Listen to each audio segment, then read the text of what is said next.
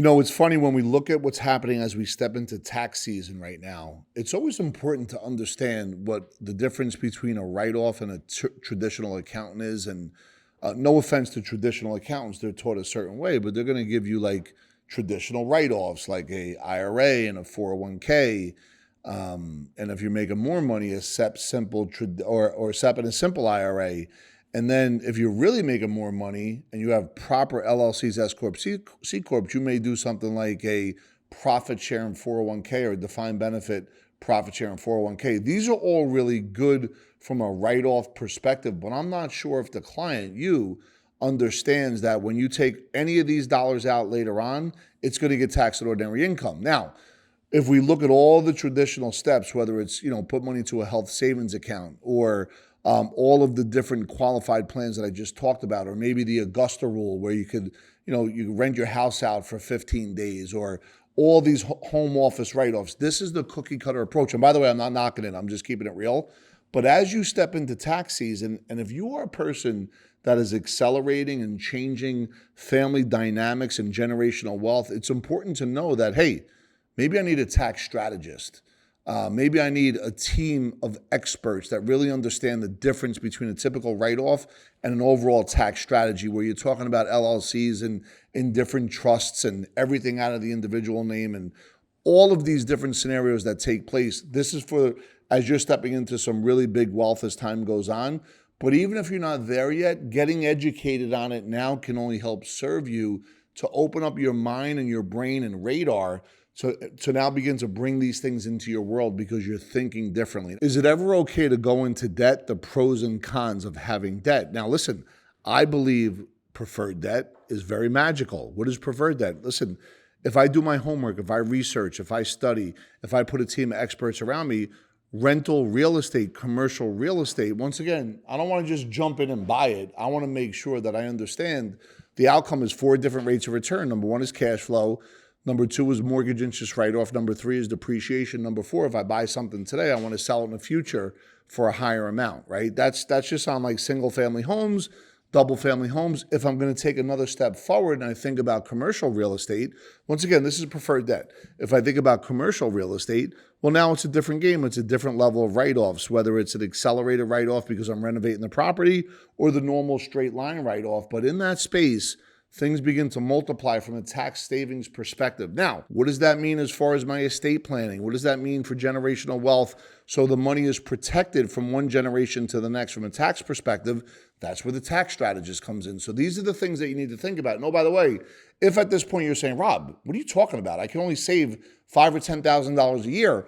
What I'm trying to say, and be real clear on this, if you start thinking about it now, it'll come into your world. You have to open up your brain in order for the universe to conspire and bring the people to you that can help you stand on the shoulders of others and turn decades into days. And this means if you have a 9-to-5 or your own business, what does the other business look like that you want to develop? Yes. Am I now saying to use non-preferred debt? This is where you got to be careful. Right now, credit card debt is beginning to skyrocket here in America. It's happening, right after COVID, we were at our greatest savings rate in a long time. And now the credit card debt is climbing. As we know, interest rates have gone higher over the last 12 months.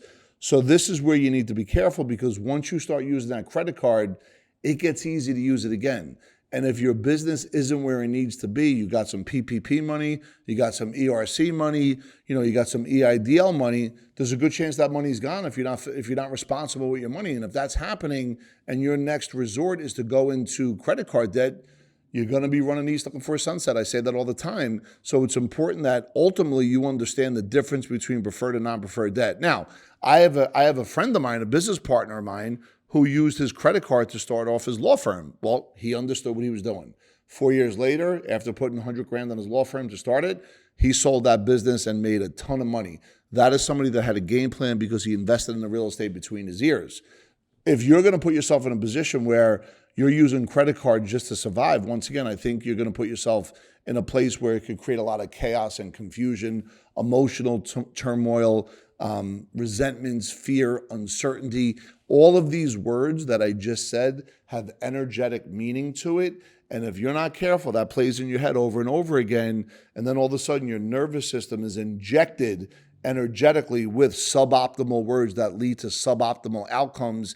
And the truth is, it's all because of how you think. I promise you have full control over everything that's happening right now.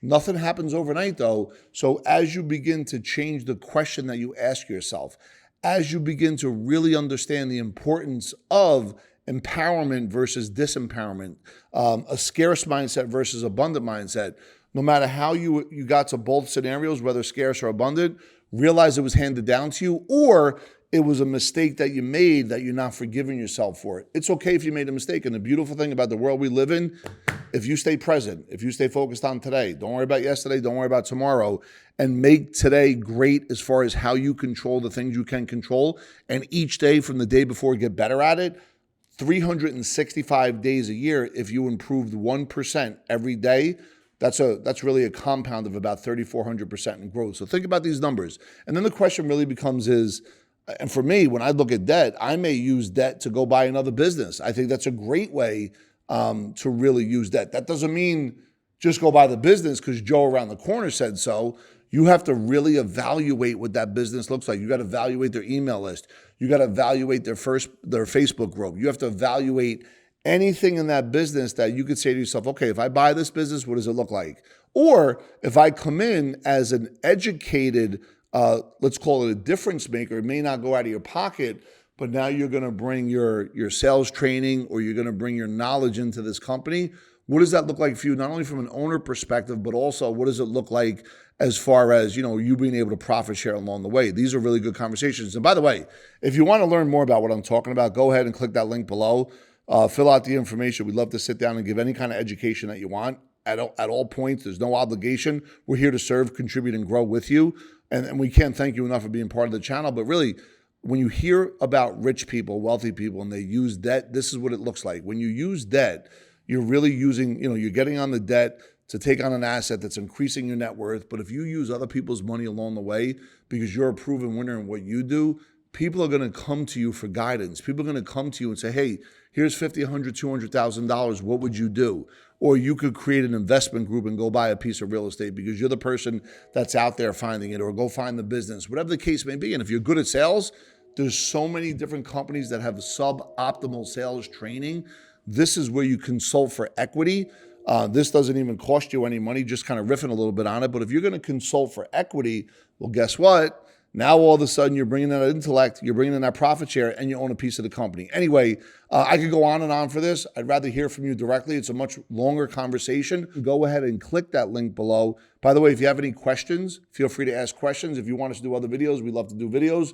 There's also the Epic Financial Freedom Map in one of the links below. If you really want to know where you are today and where you want to go, how to get there the most efficient manner, you can check that out as well. Anyway, I can't thank you enough for listening. And remember, it's tax season, so you want to be on top of everything. Don't just get the write-off.